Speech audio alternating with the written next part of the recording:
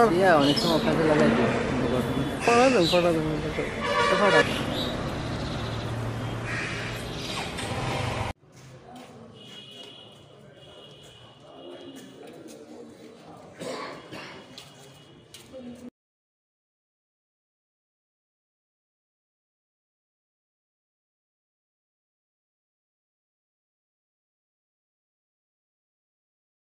আলাদা যাবো 90,000 টাকা নিছি নেওয়ার পরে পরে আমার দাঁতের লইয়া তো মনে করেন শেষ হয়ে প্রচারণা করছে পরে দাঁত বিষ বেদনা লইয়া তো মনে করেন ইটালিতে আমি গেছি গা যাওয়ার পরে মনে করেন আবার এই ক্যাব ইটালি থেকে গেছি পরে ওই আবার এক সপ্তাহ পরে ইটালিতে আবার দাঁত লইয়া আবার ফিরে এমন লাগবে ক্যাব করেছি ওর একেবারে এরপরে মনে করে এর কাছে গেছি যাওয়ার পরে হ্যাঁ অনেক কিছু উদাহরণ দিতেছে বাইরের দয় দিতেছে বাইরে গুন্ডামি করতে বাইরে লাগছে মস্তান এর বাইরে বক গুন্ডা পরে এর বাইরের দয়টা দিয়ে আমার মনে করেন ফাঁসে ফেলাইছে মানে অফ লাগছে অফ লাগার পরে লাস্টে তো মনে করেন ভাগ্যই আমি থানাতে গিয়ে আমি এর নামে কেস করতে বাধ্য দিয়েছি তখন কেস করতে বাধ্য দিয়েছি আমি তখন কেস করছি মাসুদ প্রফেসরের সার্টিফিকেট নিয়ে তখন মাসুদ প্রফেসর বললো যে তোমার দাঁত আর সম্ভব না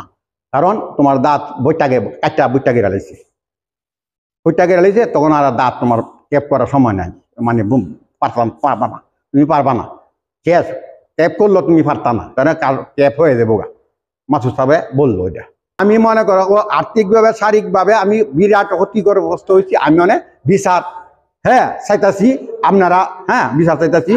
আইনের কাছে বিচার চাইতাছি যদি আইন যদি আমার বিচার করে দেয় আমি এই আইন নিয়ে সমাধান আমি মানতে রাজি পারতানার কাছে যে চিকিৎসা করছে করার পর বলেছে চিকিৎসা আর ভুলে গেছে গা পরে বৈরবের আবেদিনে মাসুদ সাহেব প্রফেসর উনি খুব বড় ডাক্তার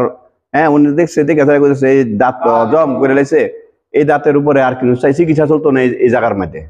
এই দাঁত বাদ করে লেছে আপনার অবস্থা নষ্ট করলে তার নামে গিয়ে মামলা করেন প্রফেসর মাসুদ সাহেব বলতেছে তখন আমরা তার নামে দিকে মামলা করতে গেছি পরে হের বাইরে গিয়া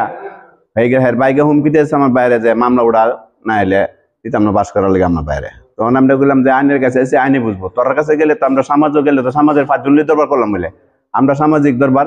মানি না আমরা আইনের আশ্রয় নিচ্ছি। আমার ভাই মোহাম্মদ হাবিবুর রহমান উনি প্রবাসে থাকে ওনার দাঁতের সামান্য একটু সমস্যার জন্য বাংলাদেশে আসছে দাঁতের চিকিৎসা করাতে কিন্তু ডাক্তার ফারজানা আক্তার শামীমের কাছে দেখাতে গেলে উনি দাঁতের চিকিৎসা করে সম্পূর্ণ টোটালি ভুল চিকিৎসা একটা দাঁতের একটু সমস্যার কারণে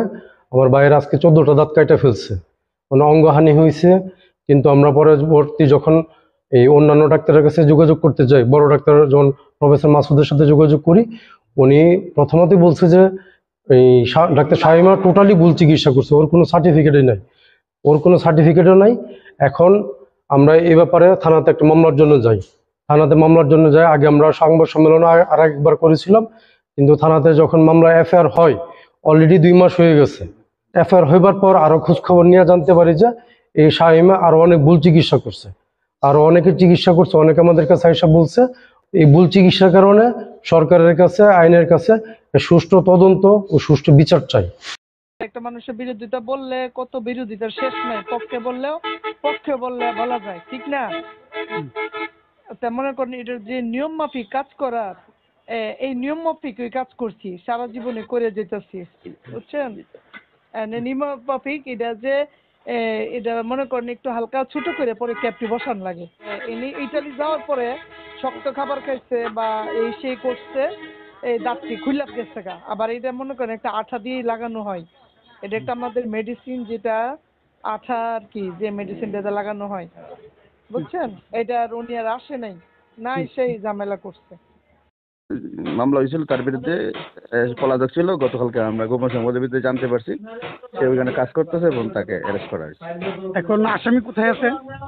আসামি আমরা যেহেতু নিরাপত্তার স্বার্থে আমরা সদর থেকে কোর্টে চলে যাবো।